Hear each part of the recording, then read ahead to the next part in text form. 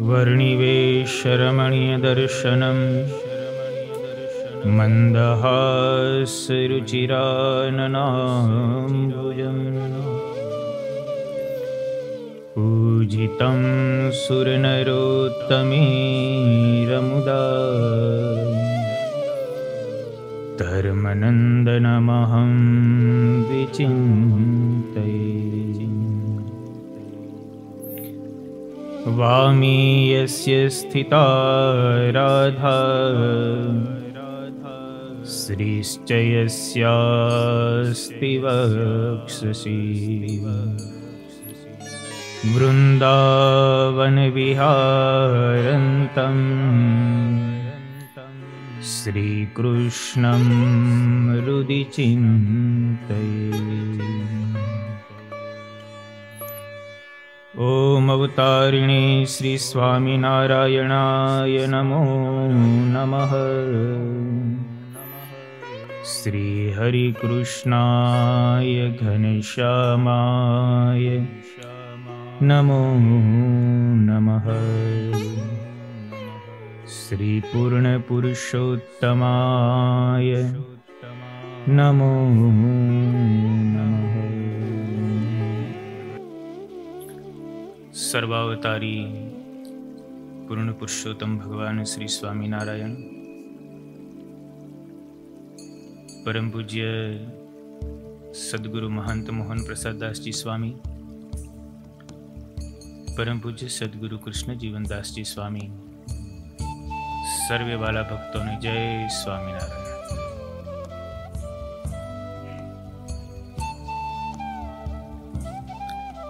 पवित्र धनुर्मासમાં આપણે શિક્ષાપત્રી ભાષ્યનું શ્રવણ કરી રહ્યા છીએ.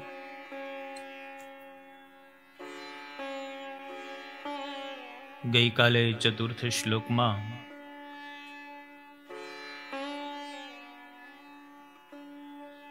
મુકુંદાનંદ બ્રહ્મચારી જેમાં મુખ્ય છે એવા નૈષ્ઠિક બ્રહ્મચારીઓ અને ગ્રહસ્થની અંદર જેમાં મુખ્ય છે એવા મયારામ ભટ્ટ આદિ અમારા સર્વે આશ્રિત ગ્રહસ્થ ભક્તજનો, એ પ્રમાણે ચતુર્થ શ્લોકમાં મહારાજે સંબોધન કર્યું.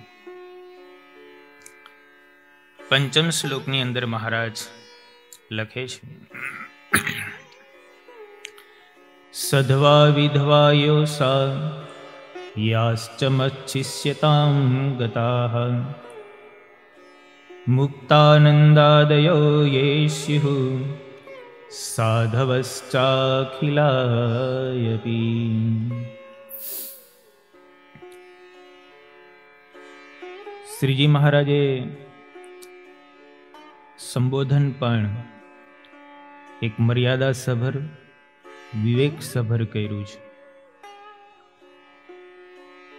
ભગવાનના અનેક અવતારો થયા, એ મોટે ભાગે બધા અવતારો રાજા રૂપે વિશેષતા થયા છે. પણ અહીંયા ભગવાન સ્વામિનારાયણનો જે અવતાર છે, સર્વોપરી નારાયણ છે, એ સાધુ રૂપે આ વખતે પ્રગટ થયા છે. શ્રીજી મહારાજે વરતાલના 10મા વચનામૃતમાં પણ સાધુરૂપ ભગવાન અને રાજારૂપ ભગવાનના લક્ષણો બતાવ્યા છે. અહીંયા સાધુ રૂપે ભગવાન છે એટલે સાધુના ધર્મને અનુસરીને મહારાજ અહીંયા સંબોધન કરે છે. સર્વપ્રથમ આચાર્ય શ્રીઓનું સંબોધન કર્યું તો એમાં પણ નામ લખ્યા કે ધર્મદેવના પુત્ર એવા જે રામ પ્રતાપભાઈ અને ઈચ્છારામભાઈ, એમના બંને પુત્ર અયોધ્યા પ્રસાદજી મહારાજ અને રઘુવીરજી મહારાજ, કે જેને અમે અમારા દત્તક પુત્ર તરીકે સ્વીકૃત કર્યા છે, તેને અમે સર્વપ્રથમ યાદ કરીએ છીએ. તો એમાં આચાર્ય શ્રીઓના નામમાં નિર્દેશ થયેલો છે. ત્યાર પછી મુકુંદાનંદ આદિ નૈષ્ઠિક બ્રહ્મચારીઓ. બ્રહ્મચારીઓની પંક્તિઓને યાદ કરી તો મુકુંદાનંદ એટલે કે મૂળજી બ્રહ્મચારી એમને સર્વપ્રથમ યાદ કર્યા કે મુકુંદાનંદ જેમાં મુખ્ય છે એવા બધા જ બ્રહ્મચારીઓ. ગ્રહસ્થને યાદ કર્યા તો મયારામ ભટ્ટને યાદ કર્યા કે મયારામ ભટ્ટ જેમાં મુખ્ય છે એવા બધા જ ગ્રહસ્થ ભક્તજનો. હવેના શ્લોકની અંદર મહારાજ સધવા વિધવા યોસાયાચ મચ્છિષ્યતામ ગતા. અહીંયા કોઈ સ્ત્રીઓનું નામ ન લખ્યું.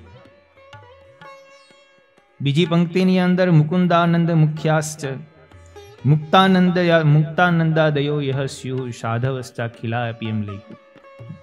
સાધુઓના નામનો નિર્દેશ કરવામાં મુખ્ય મુક્તાનંદ સ્વામીને યાદ કર્યા. નહીતર એવું કેવું જોઈએ ને ભાઈ જીવબા લાડુબા આદિક સર્વ સ્ત્રી ભક્તજનો. પણ અહીંયા મહારાજે એવું ન કહ્યું. કોઈ સ્ત્રીઓના નામ જ ન લઈએ. શું કામ એને? કારણ કે સાધુરૂપ ભગવાન છે, એક મર્યાદા છે. મહારાજે વચનામૃતની અંદર પણ લખ્યું, સ્ત્રીઓનું મહાત્મ્ય સમજવું તો સામૂહિક સમજવું. કોઈ એક સ્ત્રી ભક્ત ભગવાનના ભક્ત હોય, વધારે વિશેષતા ભજન કરતા હોય તો એના નામનો નિર્દેશ કરીને કે એનું નામ લઈને એમની પ્રશંસા ન કરવી. સ્ત્રીઓની જ્યારે પ્રશંસા કરવાનો પ્રસંગ બને ત્યારે સામૂહિક મહિલા સત્સંગ મંડળ તરફથી ખૂબ મોટી સેવા આવી છે એવું આપણે કહીએ. એમાંય કોઈકનું વિશેષ તો દાન હોય જ ને. કોઈકનું વિશેષ દાન હોય તો આપણે એવું નથી કહેતા કે ભાઈ આ બેને ખૂબ મોટી સેવા કરી છે ને બીજા બધા બનોની, એવું નહીં. પણ સામૂહિક આપણે એવું કહેતા હોય કે સ્ત્રી ભક્તોની ખૂબ મોટી સેવા છે. પીપલાણા મહિલા સત્સંગ મંડળ, રાજકોટ મહિલા સત્સંગ મંડળ,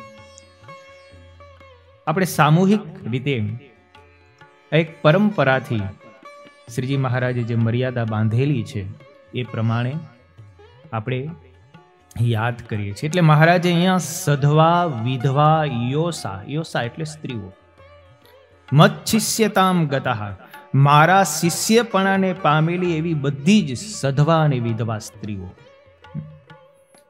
મહારાજે જુઓ સંબોધનની અંદર મારા શિષ્યપણાને પામેલી, જે મારી આશ્રિત થયેલી છે એવી બધી સધવા અને વિધવા સ્ત્રીઓને મહારાજે અહીંયા સંબોધનમાં યાદ કરે છે. સધવા એટલે ધવ એટલે પતિ, માલિક, જેનો પતિ હોય એને સધવા કહેવાય. વિગતઃ ધવઃ યસ્ય સહ ઇતિ વિધવા, જેનો પતિ મૃત્યુ પામેલો હોય એને વિધવા કહેવાય. ધવનો અર્થ પતિ થાય. સધવા આપણે બોલીએ, વિધવા બોલીએ. એટલે પતિ એ સહિત જે હોય તે સધવા, અને પતિથી વિ એટલે રહિત હોય તે વિધવા. શ્રીજી મહારાજે આ એક પરંપરા, મર્યાદાઓ ચલાવી છે. મહારાજ જ્યારે સર્વપ્રથમ, મહારાજને તો બાલ્યાવસ્થાથી જ, નાનપણમાંથી જ સ્ત્રીઓનો ખૂબ અભાવ હતો. મહારાજ લોજમાં પધાર્યા તો મુક્તાનંદ સ્વામી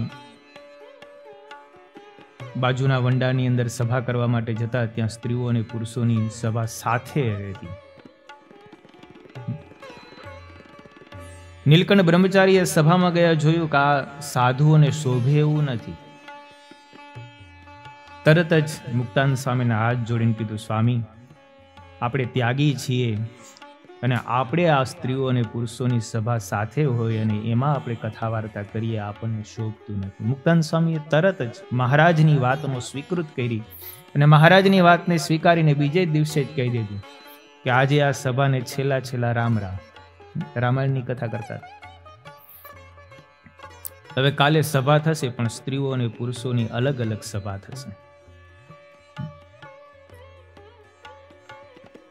આપણે લોજની અંદર જાણીએ છીએ લીલામાં, ઓલા સાધુની જાયગામાં અને બાજુમાં વાણંદનું મકાન હતું, વચ્ચે ગોખલો હતો. દેતવાની લેવડ દેવડ કરવા માટે થઈને રાખ્યો હતો. નીલકંઠ બ્રહ્મચારી આ જોયું, એને ગમ્યું નહીં. મુક્તાનંદ સ્વામીને કીધું, સ્વામી, આ ધર્મમાં છિદ્ર છે, આ દિવાલમાં છિદ્ર નથી, માટે એને બુરાવો. નીલકંઠ બ્રહ્મચારીને સંમતિ આપી એટલે બ્રહ્મચારીએ પોતે પથરાન ગાર લઈને કરી નાખ્યું, લીપણ કરી નાખ્યું. કેવું આપણે જોઈએ જ નહીં. મહારાજ પંચાળામાં હતા ને તો બાજુમાંથી શેરીમાંથી ફૂલેકું નીકળ્યું. લગ્ન હતા એટલે ફૂલેકું રાત્રિના સમયે નીકળે. મહારાજે આ જોયું. મહારાજે ઝીણાભાઈને પૂછ્યું, ઝીણાભાઈ આ શું છે? મહારાજ બાજુમાં લગ્ન થાય છે એટલે વરાજાનું ફૂલેકું નીકળ્યું છે. મહારાજ કે અમારે ફૂલેકે ચડવું છે. તો કે મહારાજ ફૂલેકે એમને એમ ન ચડાય. ફૂલેકે ચડવું હોય તો પેલા કન્યા ગોતવી પડે, લગ્ન નક્કી થાય પછી ફૂલેકે ચડાય. તો મહારાજ કે અમારા માટે કન્યા ગોતો, પણ ફૂલેકે ચડવું તે ચડવું. ભગવાનની પણ એક પ્રકારની હઠ હોય. એ પૈકડું મૂકે નહીં. જેમ બાલ હઠ હોય, સ્ત્રી હઠ હોય, યોગી હઠ હોય, એમ ભગવાનની પણ એક હઠ છે. પત્ની સ્ત્રી ગોતવા ક્યાં જાય તાત્કાલિક? મહારાજ કે ગમે તેમ કરો, અમારે ફૂલેકે આજે ચડવું જ છે, ગમે ત્યાં સ્ત્રી ગોત. પછી તો કાઠી દરબારો ભેગા હતા મહારાજની સાથે. એટલે મહારાજ ઝીણાભાઈને કીધું, તમારા બેન અદીબા યુવાન છે, કુંવારા છે, એને વાત કરો. એને પરણવાની ઈચ્છા હોય ને મહારાજની સાથે જો પરણવા માગે તો મહારાજનું વેન પૂરું થાય. તો કે સારું, આપણે વાત કરીએ. કાઠી દરબારો તો બહુ કોઠાફૂજ વાળા હોય. સુરાબાપુ જેવા ગયા અદીબા પાસે. મહારાજને ફૂલેકે ચડવાનું વેન લીધું છે, પરણવાની ઈચ્છા છે, તમે મહારાજને પરણવા માટે તૈયાર થાવ. અદીબા કે ઓહો, તો તમારા બહુ મોટા ભાગ્ય કહેવાય. આવો પુરુષોત્તમ જેવો વર જો મળતો હોય તો કોણ સ્ત્રી તૈયાર ના થાય? હું તૈયાર છું. મહારાજને આવીને વાત કરી. મહારાજ કન્યા મળી ગઈ છે. તો કે હવે જે કરવાનો વિધિ જલ્દી કરો, અમારે ફૂલેકે ચડવું છે. આ બાજુ મહારાજને સોળે શણગારે સજાવ્યા અને કન્યા અદીબાને પણ સોળે શણગાર સજ્યા. મહારાજનું ફૂલેકું કાઢ્યું પછી અદીબા પાસે લાવ્યા. અદીબાની સામે મહારાજ આવ્યા ને મહારાજ કે ઓહો, અમારે આની સાથે પરણવાનું છે એમ કહીને મહારાજે ઉલટી કરી નાખી. આપણે આ ન જોઈએ. મહારાજે વચનામૃતમાં આ પ્રસંગ ઉપરથી એક વાત લખી. મહારાજ કે પંચાળામાં થયું તો એમાંથી જો કંઈક થયું હોત ને તો અત્યારે જેવા બધાના વિચારો છે ને એવા રેત નહીં. કદાચ મહારાજ પરિણા હોત ને છોકરા થયા હોત તો મહારાજમાં જેવો ભાવ છે એવો રેત. મહારાજે આ વાતનો ઉદ્દેશ વચનામૃતમાં લખ્યો છે. પણ મહારાજ સમજતા હતા કે આપણે સાધુ રૂપ છીએ, જેના શિષ્યો ત્યાગી હોય એના ભગવાન કેમ એવા હોય.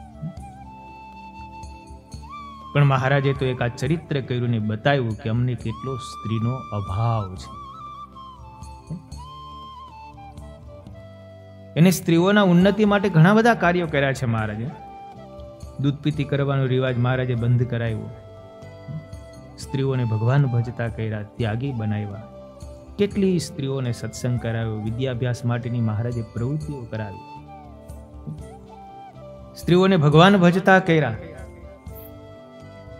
પણ મહારાજે એક મર્યાદાનું એવું સ્થાપન કર્યું કે કોઈ જગ્યાએ ભવિષ્યની અંદર પણ એ મર્યાદાનું ઉલ્લંઘન ન થાય એવો મહારાજે રસ્તો અપનાવ્યો છે, એવો માર્ગ અપનાવ્યો છે.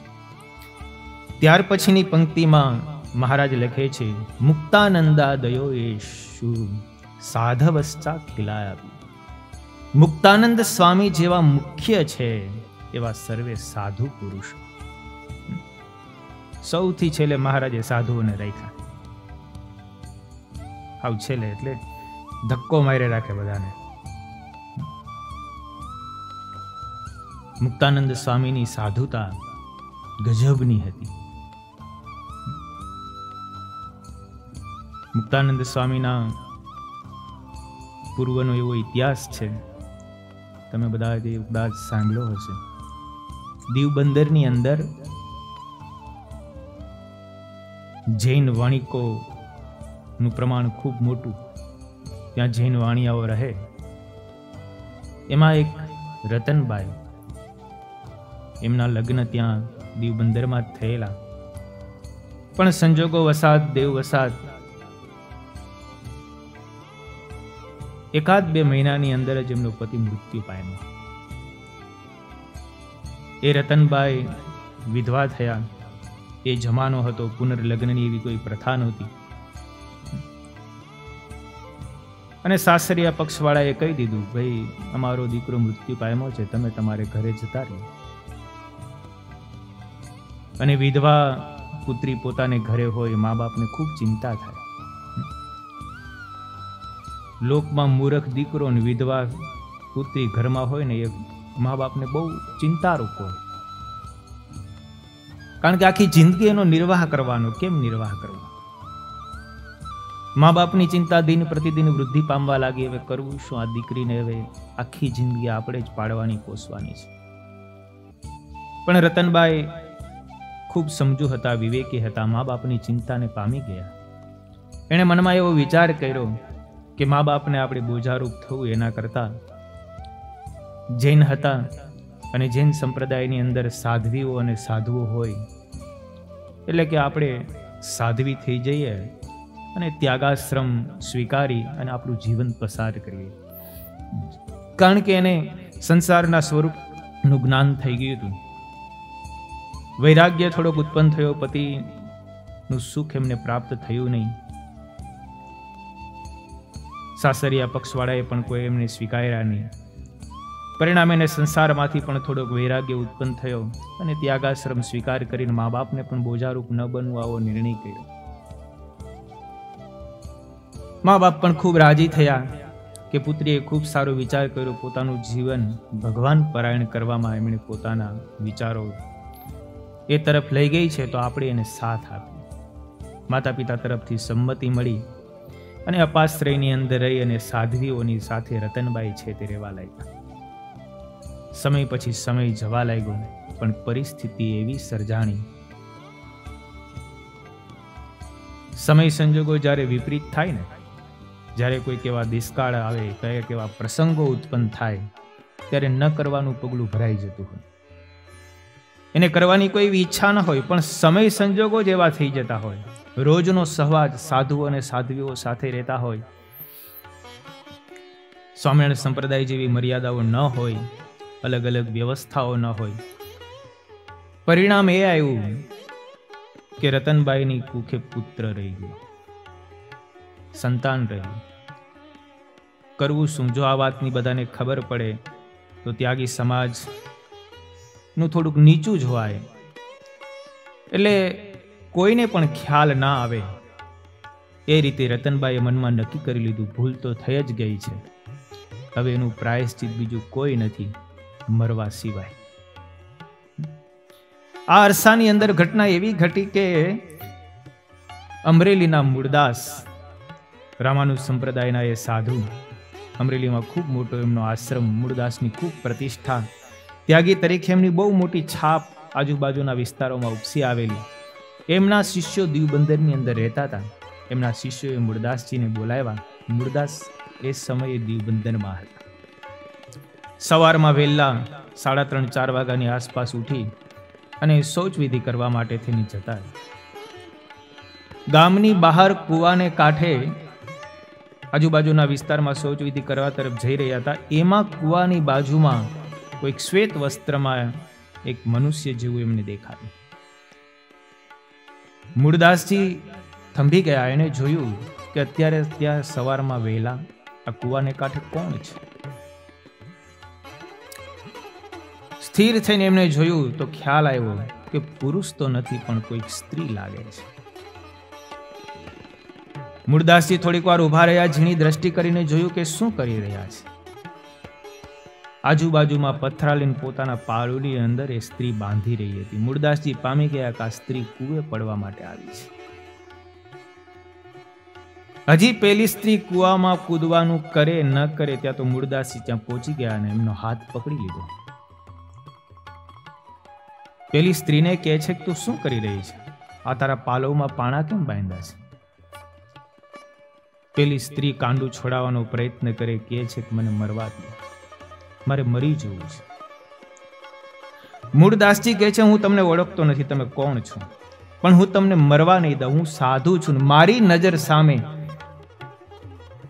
એક આત્મહત્યા કોઈ કરે મને ન સંભળાય.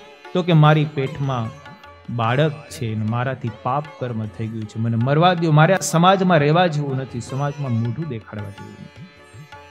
તો કે તો મારા માટે બહુ મોટું પાપ કહેવાય. એક કરતા બે જીવ મારી સામે જો મૃત્યુ પામે તો ભગવાન મને માફ ન કરે. જે તારાથી ભૂલ થઈ હોય તે એ મારે નથી સાંભળવું, પણ હું તને કૂવે પડવા તો નહીં. મૂળદાસજી એમને કુવા પાસેથી થોડીક દૂર લઈ ગયા, ઝાડની નીચે બેસાડી. એકાંત હતું, સવારનો સમય હતો, કોઈ હતા નહીં. મૂળદાસજી એને સાંત્વના આપી, કહ્યું, જે હોય તારાથી ભલે ભૂલ થઈ ગઈ, પણ આત્મહત્યા કરવા જેવું કોઈ મોટું પાપ નથી. માટે આત્મહત્યા તો તું કરીશ જ નહીં. ભગવાને આવો સરસ મજાનો મનુષ્ય દેહ આપ્યો, એનાથી તું ભગવાનનું ભજન કર. જે ભૂલ થઈ હોય તે એનો તું પ્રાયશ્ચિત કર. દરેક ભૂલનું ભગવાને શાસ્ત્રોમાં પ્રાયશ્ચિત લખ્યું છે. પ્રાયશ્ચિત કરીને તું એમાંથી છૂટી જા. કદાચ તું અહીંયા ન રહી શક તો મારી સાથે અમરેલી આવો. ત્યારે રતનબાઈ કહે છે, મારું નામ રતન છે, હું જૈન સાધ્વી છું, અને જો કોઈને ખબર પડશે તો લોકો પૂછશે કે તારા પેટમાં કોનું બાળક છે. મારે એનું નામ દેવું પડશે. એ સાધુ નિર્દોષ છે. મારી ભૂલને કારણે ભૂલ થઈ છે અને પરિણામે સાધુ સમાજ કલંકિત થાય એવું મારે કરવું નથી. તો કે છે તું મારી સાથે ચાલ અને તારું જે કલંક છે ને એ કલંક મારી માથે લઈ લે. કોઈ કહે ને તો કહેજે કે મૂળદાસ મારો પતિ છે. આ મૂળદાસનું મારા પેટમાં પાપ છે. આવા મૂળદાસ સાધુ બીજાના પાપને પોતા ઉપર ઓઢી લીધું.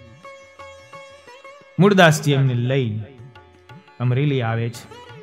એને સાંત્વના આપે, સમજાવે, એને ધીરજ આપી, એને થોડીક હિંમત આપી, પ્રાયશ્ચિત કરવા માટેના એને ઉપાય બતાવ્યા. જપ તપ વ્રત કરવાનું એમને કહ્યું. રતનબાઈને થોડીક સાતાવળી, એ આશ્રમમાં રહી અને પછી મૂળદાસજીની સાથે રહે છે. પછી તો અમરેલીની અંદર ગામ લોકોને ખબર પડી કે મૂળદાસ એક સ્ત્રીને લાવ્યા છે ને આવી એક ગર્ભવતી સ્ત્રી છે. પછી તો ગામમાં ન બોલવાની બધી વાતો થવા લાગી. મૂળદાસજીની જેટલી ખ્યાતિ હતી ને બધી જ ખ્યાતિ ઉપર પાણી ફરી ગયું. આ સમાજ એવો જોયો, ગમે એટલો પ્રતિષ્ઠિત વ્યક્તિ હોય ને, એક ભૂલ થાય ને એટલે પછી એની ઉપર સમાજ માછલા ધુએ છે. મૂળદાસજીની ઉપર માછલા ધોવા, લોકો પથરા મારતા થયા. કોઈ લોકો ગામના લોકો આશ્રમમાં આવતા બંધ થઈ ગયા. મૂળદાસજીનો હુડિયો બોલાવેલા વિહારીલાલજી મહારાજે લીલામૃત ગ્રંથની અંદર આ બહુ પ્રસંગ વિસ્તારથી લખ્યો છે. મૂળદાસજી બધું જ સહન કરી ગયા. લોકોને જ્યારે સાચી વાતની ખબર પડશે ત્યારે લોકો પાછા અહીંયા આવવાના જ છે. પણ પછી ધીરે ધીરે લોકોને જાણ થવા લાગી, ખબર પડવા લાગી કે આમાં મૂળદાસજીનો કોઈ વાંક નથી. મૂળદાસજીએ તો બે જીવને બચાવ્યા છે. સમય જતા રતનબાઈએ એક પુત્રીને જન્મ આપ્યો. મૂળદાસજીની ચિંતા વધી કે આ તો હવે અમારે બે સ્ત્રીનું પોષણ કરવાનું. જે હોય તે ભગવાનની જેવી ઈચ્છા એવું સમજીને એનું પાલન કરવા લાગ્યા. જે બાળકીનો જન્મ થયો તો એનું રાધા નામ પાડવામાં. ધીરે ધીરે ધીરે કરતા કરતા પુત્રી મોટી થવા લાગી. પછી તો આશ્રમની સેવા પરિચર્યા કરે, બહાર ગામથી યાત્રાળુઓ આવે એમને જમાડે, એમની સેવા પરિચર્યાઓ કરે. એમ કરતા કરતા એમનું જીવન પસાર થવા લાગ્યું છે. મૂળદાસજીના સહવાસમાં રહી અને રતનબાઈ અને રાધાનું આખું એ જીવન પરિવર્તન થઈ ગયું. આખો એ દિવસ ભગવત ભક્તિમાં એમનું જીવન વીતવા લાગ્યું છે. કારણ કે એક સાધુના યોગમાં રહ્યા છે અને એક સંત પણ એવા હતા મૂળદાસજી કે જેના સહવાસમાં રહેવાથી એમનું આખું એ જીવન પરિવર્તન થઈ ગયું. ધીરે ધીરે કરતા રાધા યુવા વયને પામ્યા. એક વખત એવું બન્યું, કનોજનો એક સરવરિયા પરિવારનો બ્રાહ્મણ વિદ્યાભ્યાસ કર્યા પછી યાત્રા કરવા માટે નીકળ્યો. દ્વારકાની યાત્રાએ નીકળ્યો તો યાત્રા કરતા કરતા એ અમરેલી પહોંચ્યો. ગામના લોકોને પૂછ્યું કે અહીંયા કોઈ આશ્રમ છે, અમારે ત્યાં રહેવું છે. આનંદરામ એનું નામ હતું, બ્રાહ્મણ હતો. મૂળદાસજીનો આશ્રમ લોકોએ બતાવ્યો. મૂળદાસજીના આશ્રમમાં સંધ્યા સમયે આવ્યો, કે છે કે મારે અહીંયા 1-2 દિવસ રોકાવું છે, દ્વારકાની યાત્રા કરવા માટે નીકળ્યો છું. મૂળદાસજીએ એને ઉતારો આપ્યો, ભોજનની બધી વ્યવસ્થાઓ કરી. એક દિવસ પસાર થયો. બીજા દિવસની રાત્રે આનંદરામને શરીરે તાવ આવ્યો અને અતિશય બીમાર થયો. શરીર શિથિલ થયું, હાલી ચાલી શકાય એવી શરીરમાં શક્તિ રહી નહીં. પછી તો મૂળદાસજીએ રાધા અને રતનબાઈએ એમને દવા દારૂ કરીને સાજા કરવા માટેનો પ્રયત્ન કર્યો, પણ એટલો બધી શરીરમાં માંદગી વધી ગઈ. 15-20 દિવસ પસાર થઈ ગયા. 15-20 દિવસે માંડ એમને ધીરે ધીરે સારું થવા લાગ્યું. રાધા અને રતનબાઈ મૂળદાસ એમની સેવા કરે છે. પવિત્ર બ્રાહ્મણ હતો આનંદરામ. એમનું વર્તન મૂળદાસજીએ જોયું કે બ્રાહ્મણ છે પણ પવિત્ર છે. એમનું ભજન, એમની મંત્ર ઉચ્ચારણ, એમની વિદ્યા શક્તિને મૂળદાસજીએ માપી લીધી. પછી તો ધીરે આનંદરામ થોડાક સાજા થયા. રાધા એમની સેવામાં હતા. રાધાને પણ એમના પ્રત્યે ખૂબ ભાવ જાગ્યો કે આ પવિત્ર બ્રાહ્મણ છે. એક દિવસ રતનબાઈને મનમાં થયું, મારી પુત્રી યુવાન છે, આનંદરામ પણ યુવાન છે, કુંવારા છે. જો આનંદરામ આશ્રમમાં રોકાઈ જાય, એ ખૂબ ગુણિયલ છે, અને મારી પુત્રીની સાથે જો લગ્ન કરે ને તો મારી ચિંતા છે દૂર. રતનબાઈ એક દિવસ આનંદરામ એકલા હતા, સ્વસ્થ હતા, એમને પૂછ્યું, એમના કુળ વિશે બધું જાણ્યું. આનંદરામને વાત કરતા કરતા એવી વાત કરી કે જો તમારી સંમતિ હોય તો મારી એવી ઈચ્છા છે કે મારી પુત્રી હું તમારી સાથે વરાવું. આનંદરામને પણ મૂળદાસજીની સાથે અને આશ્રમમાં 15-20 દિવસ રહ્યા હતા. એમને સેવા કરી, એનાથી ખૂબ એમના પ્રત્યે પણ એમને ભાવ હતો. આનંદરામને મનમાં થયું કે આમાં કંઈક ખોટું નથી, મારી ઉંમર થઈ છે, મારે લગ્ન કરવા જ છે. આનંદરામ સહમત થયા. મૂળદાસજીને બધી વાત કરી. મૂળદાસજી બહુ રાજી થયા કે સારું, મારી બધી ચિંતા અહીંયા ને દૂર થઈ. મૂળદાસજીએ અને રતનબાઈએ પછી રાધાના અને આનંદરામના લગ્ન કરાયા. થોડોક સમય ત્યાં રહ્યો. એ સમયે મૂળદાસજીનું એક નાનું આશ્રમ, એટલે કે એક નાનું એવું મંદિર અમરાપરની અંદર હતું. અમરાપર ગામની અંદર રામજી મંદિર એ મૂળદાસના આશ્રમ નીચે આવતું હતું. એટલે મૂળદાસજી એમને કીધું આનંદરામને કે તમે અમરાપર જતા રહ્યો, મારો જે નાનું એવું મંદિર છે એને તમે સંભાળો, એની સેવા પૂજા કરો, ગામ લોકો તમને ખૂબ સહાયભૂત થશે. એટલે આનંદરામ અને રાધા ત્યાં અમરાપર આવી ગયા. સમય પછી સમય જતા પુત્રનો જન્મ થયો અને એ પુત્રનું નામ મુકુંદાસ પાડવામાં આવ્યું, કે જેને આપણે મુક્તાનંદ સ્વામી કહીએ છીએ. મુકુંદાસ બાલ્યાપણમાંથી શરીરમાં એટલા બધા રૂપાળા હતા, ખૂબ ગુણિયલ હતા, શરીરમાં ખૂબ દેખાવડા હતા. ધીરે ધીરે એમણે વિદ્યાભ્યાસ કરાયો, મોટા થયા, પણ વૈરાગ્યની વૃત્તિ અસાધારણ હતી. નાનપણથી જ મુકુંદાસને મનમાં એવું હતું કે મારે બ્રહ્મચર્ય વ્રતનું પાલન કરવું છે અને ભગવાનને ભજવા છે. અને મુકુંદાસ બ્રહ્મચર્ય વ્રતનું પાલન કરવા માટે થઈને એક દિવસ માતા પિતાને કહે છે કે મારે ઘરનો ત્યાગ કરીને સાધુ થવું. આનંદરામ સમજાવે છે કે તું શું બોલે છે, આપણે મંદિર છે એની તું સેવા પૂજા કર. આપણે ભગવાનના મંદિરની સેવા તો કરીએ છીએ, પછી બીજું શું છે. મુકુંદાસનો કંઠ પણ ખૂબ સુંદર હતો. નાનપણની અંદર જ આનંદરામ ભણેલા હતા, એમના પિતા પણ વિદ્વાન હતા. એમની પાસેથી રામાયણની ચોપાઈઓ, રામાયણના શ્લોકો ખૂબ શીખ્યા. મુકુંદાસનો કંઠ પણ બહુ સુંદર હતો, એટલે રામાયણની ચોપાઈઓ ગાઈને આખું ગામ મુગ્ધ થઈ જતું. રામાયણની કથા કરે એટલે ગામ લોકો બધા ભેગા થઈને સાંભળવા આવે. એટલો સરસ મજાનો મુકુંદાસનો કંઠ હતો.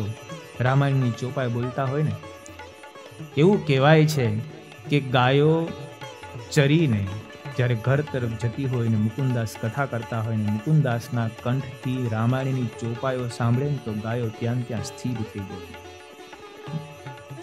આવો મુકુંદાસનો કંઠ હતો. પણ અતિશય વૈરાગ્ય વૃત્તિ જાગ્રત થઈ. માતા પિતાએ ના પાડી, પરણાવવાનો ખૂબ આગ્રહ કર્યો. મનમાં વિચાર કર્યો કે આને આપણે પરણાવી દઈએ એટલે પછી ત્યાગી થવાના એમના સંકલ્પ છે ને બધા બંધ થઈ જાય. મુકુંદાસની ઈચ્છા નહીં હોવા છતાં પણ માતા પિતાએ આગ્રહ કર્યો અને એમની એક કન્યાની સાથે એમના લગ્ન કરાવી દીધા, પરણાવી દીધા એમને. મુકુંદાસ મનમાં વિચાર કરે કે આ તો બહુ ખરું, હવે શું કરવું? પણ સ્ત્રીથી અળગારીએ છે.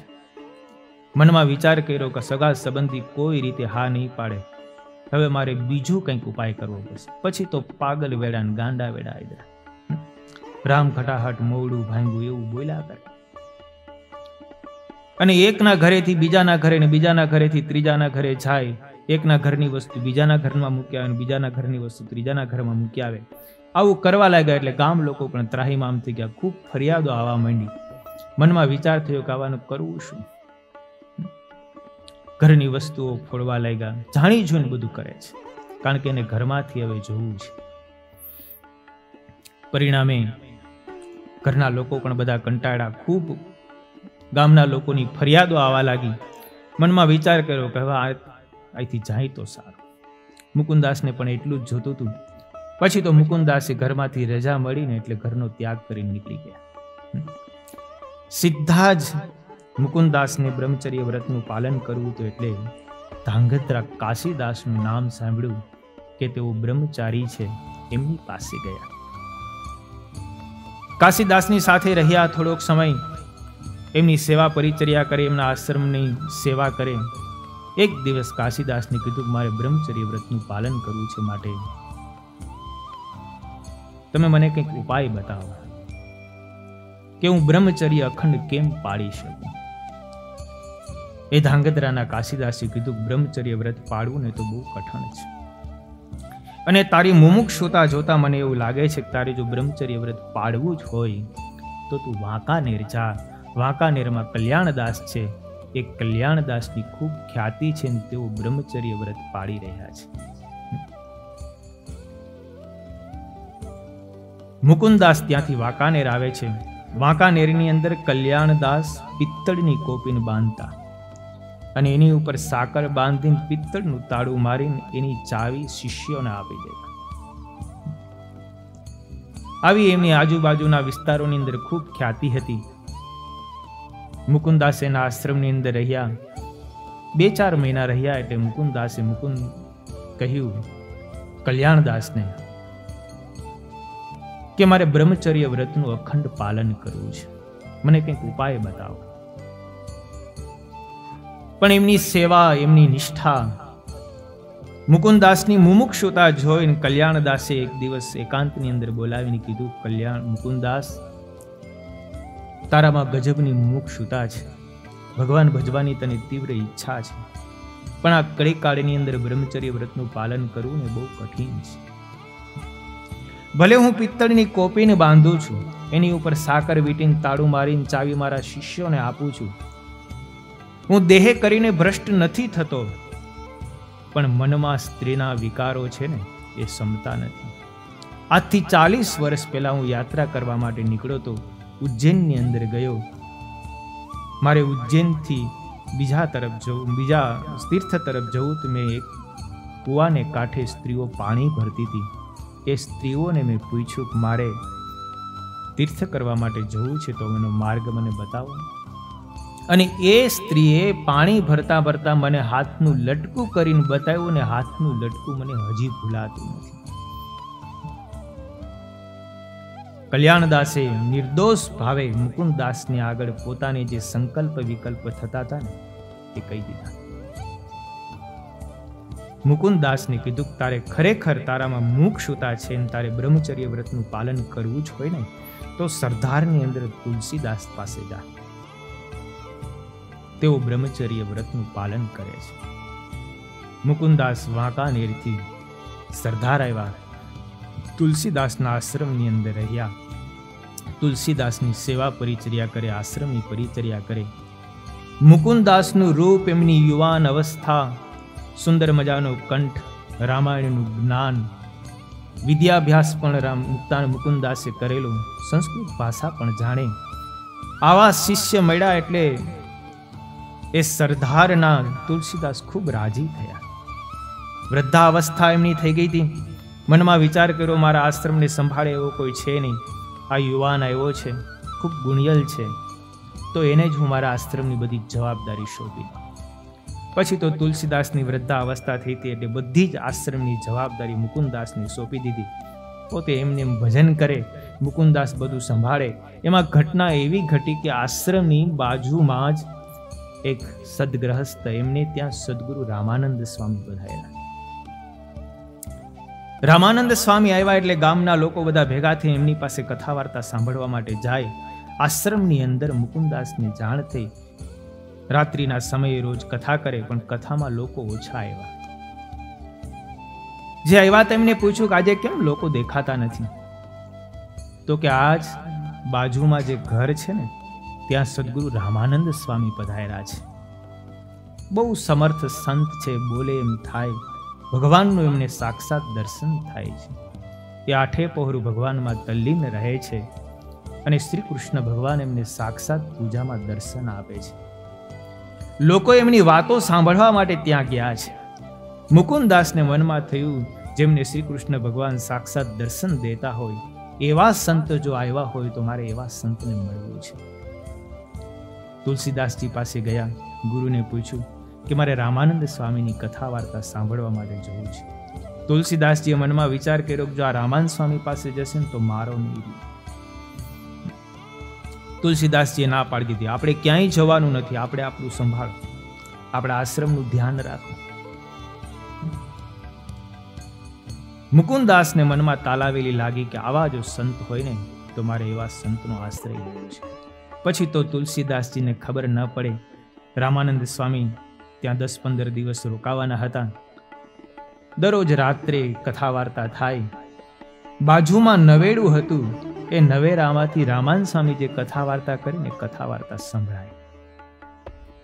એટલે તુલસીદાસજીને ખબર ન પડે એ રીતે મુકુંદાસ રામાનંદ સ્વામીની કથા વાર્તા સાંભળવા માટે થઈને નવેરામાં જાય. ત્યાં ઊભા ઊભા કથા વાર્તા સાંભળે. ચોમાસાનો સમય, વરસાદ વરસે, નળિયા ઉપરથી પાણી પડે, એ પાણીની ધારાને સહન કરીને પણ રામાનંદ સ્વામીની કથા વાર્તા સાંભળે. 8-10 દિવસ સુધી કથા વાર્તા સાંભળીને મનમાં નક્કી કરી લીધું કે ગુરુ કરવા જેવા તો આ સંત છે. હવે તો રામાનંદ સ્વામીની પાસે જવું છે, ગમે તેમ થાય. એક દિવસ રામાનંદ સ્વામી એકલા હતા, કોઈને ખબર ન પડી એ રીતે મુકુંદાસ ત્યાં ગયા.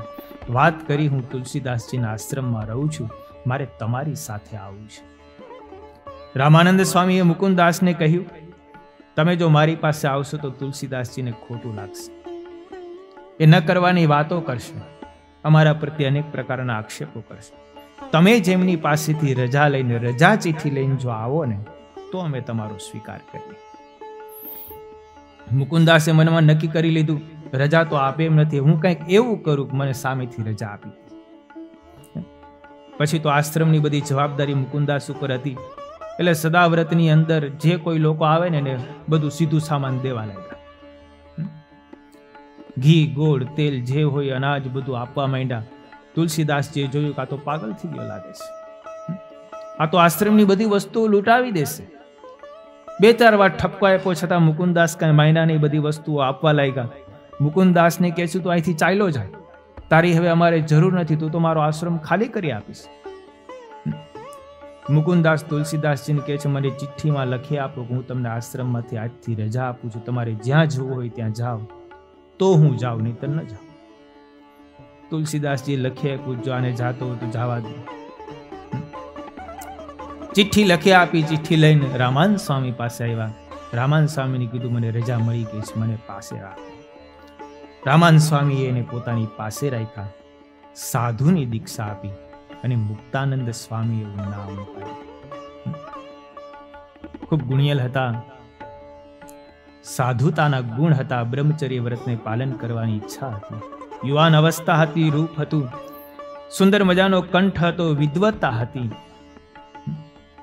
આવા શિષ્ય રામાનંદ સ્વામીને મળ્યા એટલે રામાનંદ સ્વામી પણ ખૂબ રાજી થયા. પછી તો રામાનંદ સ્વામી એમને લોજ લાવ્યા અને લોજમાં 50 સંતો રહેતા હતા. એના મોટેરા મુખ્ય તરીકે એમને સ્થાપ્યા. મુક્તાનંદ સ્વામી લોજની બધી જ જવાબદારી સંભાળી લીધી. રામાનંદ સ્વામીની થોડી ચિંતા હળવી થઈ ગઈ કે મારો મુખ્ય આશ્રમ લોજ છે ને, એનો મને મુખ્ય શિષ્ય મળી ગયો. પછી તો સમય જતા નીલકંઠ બ્રહ્મચારી વિચરણ કરતા કરતા ત્યાં આવે છે. એ બધી કથાઓને આપણે જાણીએ છીએ. મુક્તાનંદ સ્વામીને જીવ, ઈશ્વર, માયા, બ્રહ્મ, પરબ્રહ્મના 5 પ્રશ્નો પૂછે છે. મુક્તાનંદ સ્વામીએ શાસ્ત્રોક્ત રીતે મહારાજને સંતોષ થાય એ રીતે 5 પ્રશ્નોના ઉત્તરો આપ્યા. 7 વર્ષ વન વિચરણ દરમિયાન અનેક મઠાધિપતિઓને આ પ્રશ્નો પૂછ્યા હતા. કોઈથી આ પ્રશ્નનો ઉત્તર નહોતો થઈ શક્યો, પણ મુક્તાનંદ સ્વામી એ પ્રશ્નનો ઉત્તર કરી આપ્યો. અને પ્રશ્નનો ઉત્તર કર્યા પછી એટલું મુક્તાનંદ સ્વામી કીધું કે મારી જેવી મતિ છે એ પ્રમાણે મેં તમને આ પ્રશ્નોના ઉત્તર કર્યા છે, પણ યથાર્થ તો મારા ગુરુ રામાનંદ સ્વામી જાણે છે. નીલકંઠ બ્રહ્મચારીને આટલી વિદ્વત્તા હોવા છતાં પણ એમનું નિર્માણી પણ ગમી ગયું. વર્ણિરાજે નક્કી કર્યું કે અહીંયા રોકાવા જેવું છે. પિતાના શબ્દો એમને યાદ આવ્યા. અંત સમયે પિતાએ કહ્યું, ઘરમાંથી ઉદાસ થાવ ને તો રામાનંદ સ્વામીને મળજો. એ રામાનંદ સ્વામીનો આશ્રમ છે, એમના સંત છે, અને એમના દ્વારા જો હું અહીંયા રહીશ ને તો મને રામાનંદ સ્વામીનું દર્શન થશે. પછી તો રામાનંદ સ્વામીના દર્શનની તાલાવેલી જાગી. ભૂજ જવા માટેનો વિચાર કર્યો. મુક્તાનંદ સ્વામીએ કહ્યું, અહીંયા રહો, આપણે પત્ર લખીએ. મુક્તાનંદ સ્વામીએ પત્ર લખ્યો, નીલકંઠ બ્રહ્મચારીએ પત્ર લખ્યો, મયારામ ભટ્ટ લઈને પત્ર લઈને ગયા. રામાનંદ સ્વામીને પત્રો મળ્યા. પત્રો વાંચતા હવે સમજી ગયા કે હું જેમની રાહ જોઈ રહ્યો છું તે આવી ગયા છે. મુક્તાનંદ સ્વામી ના અને નીલકંઠ બ્રહ્મચારીના પત્રોને વાંચીને રામાનંદ સ્વામીને સંતોષ થયો. પ્રત્યુત્તર રૂપે પત્ર લખીને આપ્યો. મયારામ ભટ્ટ લઈને આવ્યા. મુક્તાનંદ સ્વામી એ પત્ર વાંચ્યો. નીલકંઠ બ્રહ્મચારીને વિશે જે આદેશ હતો એ આદેશ સંભળાયો કે રામાનંદ સ્વામી વૈશાખ માસ ઉત્તરાટાણે પીપલાણા આવશે ત્યાં સુધી તમારે અહીંયા જ રહેવાનું છે. મયારામ ભટ્ટે નીલકંઠ બ્રહ્મચારીને કહ્યું કે રામાનંદ સ્વામી એવું કહેવડાવ્યું છે, સત્સંગમાં રહ્યાનો ખપ હોય ને તો થાંભલાને બાથ લઈને રહેજો. પછી તો નીલકંઠ બ્રહ્મચારી મુક્તાનંદ સ્વામીની અનુવૃત્તિમાં 9 મહિના સુધી રહ્યા. અષ્ટાંગ યોગ સંતોને શીખડાયો. રામાનંદ સ્વામીનો આદેશ હતો. પછી તો મુક્તાનંદ સ્વામીને નિત્ય પ્રત્યે રામાનંદ સ્વામીનું દર્શન થતું ધ્યાન કરતા. ત્યારે નીલકંઠ બ્રહ્મચારીને દર્શનની તાલાવેલી હતી. મુક્તાનંદ સ્વામીને કીધું, સ્વામી તમે સ્વામીની મૂર્તિનું ધ્યાન કરો, હું તમારી વૃત્તિમાં વૃત્તિ ભેળવીને સ્વામીના દર્શન કરી. મુક્તાનંદ સ્વામીએ રામાનંદ સ્વામીનું ધ્યાન કર્યું. એમની વૃત્તિમાં વૃત્તિ ભેળવીને રામાનંદ સ્વામીના દર્શન કર્યા. આખી એ મૂર્તિનું વર્ણન કરી બતાવ્યું. પછી તો પીપલાણાની અંદર રામાનંદ સ્વામીને મળ્યા. જેતપુરની અંદર 1 વર્ષ સુધી સોરઠની અંદર વિચરણ કરીને જેતપુર ગયા અને ત્યાં ગાદીએ બેસાડ્યા. તમે જુઓ મુક્તાનંદ સ્વામીની કેવી સાધુતા કહેવાય. રામાનંદ સ્વામીના મુખ્ય શિષ્ય છે, 50 સંતો એમની નીચે રહે છે, છતાંય પણ રામાનંદ સ્વામીએ જ્યારે નીલકંઠ બ્રહ્મચારીને ધર્મધુરા સોંપી, મુક્તાનંદ સ્વામીને કંઈ ન થયું. બીજા ઘણા રઘુનાથ જેવા હતા, બધાને ખબર હતી કે રામાનંદ સ્વામી પછી મુક્તાનંદ સ્વામી જ છે, છતાં પણ રઘુનાથ દાસ જેવા મુક્તાનંદ સ્વામીનું સ્થાન લેવા ઈચ્છતા હતા. પણ રામાનંદ સ્વામીએ નીલકંઠ બ્રહ્મચારીને પોતાના સ્થાને બેસાડ્યા. મુક્તાનંદ સ્વામી રાજી થયા કે એ પાત્ર છે અને રામાનંદ સ્વામી જે કરતા હોય ને તે બધું ઠીક કરતા હોય.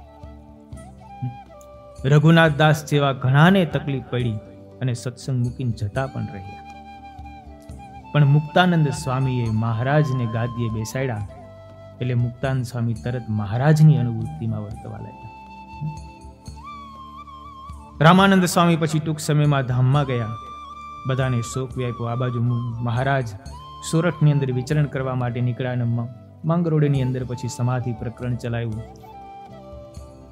મહારાજે મુક્તાનંદ સ્વામીને કીધું, સ્વામી તમે રામાનંદ સ્વામીનો શોખ બધા ભક્તોને થાય છે, એટલે તમે કચ્છમાં જાઓ અને કચ્છના હરિભક્તોને સાંત્વના આપો.